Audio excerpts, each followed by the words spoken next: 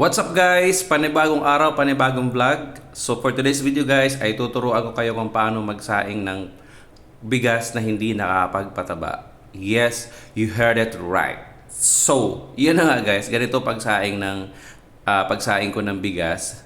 Ngayon, pinapakuluan ko lang siya hanggat sa lumapot ang sabaw. So once na malapot na yung sabaw, so aalisin nyo yun. So from time to time, i-check nyo ang sinaing nyo kung malapot na. Actually, hindi ako gumamit ng rice cooker na direct sa lutuan niya. Yung rice cooker na kaldero niya, yun yung nilagay ko dun sa kalan. So ganito guys, medyo malapot na siya. Kaya kailangan bantayan nyo. Pero hindi pa talaga totally okay yung kanin. So pag ganitong okay na, tanggalin na natin yung sabaw. So, ganito lang ang pagtanggal. So, pagkakulo na guys, pag malapot na, alisin nyo yung sabaw na tulad ng ganito. Okay? So, kahit anong bigas guys, pwedeng ganito ang klase ng pagsaing. Alam niyo kung bakit ko na patunayan ganito? Kasi yung kasama ko, sobrang lakas kumain ng kanin pero payat. Tinanong ko siya kung paano siya magsaing. Ganito pala siya magsaing.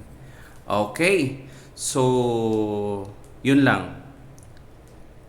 Sabi niya lahat kami sa Bangladesh yun guys, lahat daw sila sa pamilya nila walang mataba. O di ba? Pero malakas sila kumain ng kanin. So, yun, alisin mo lang talaga siya, alisin mo lang yung sabaw na niya hangga't sa maubos siya sa kaldero. Tapos ibabalik mo siya doon sa kalan mismo or doon sa heating niya ng ilang minuto.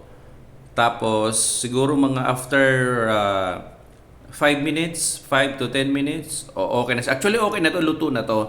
Kaya lang, kailangan mo lang painin pa ng konti.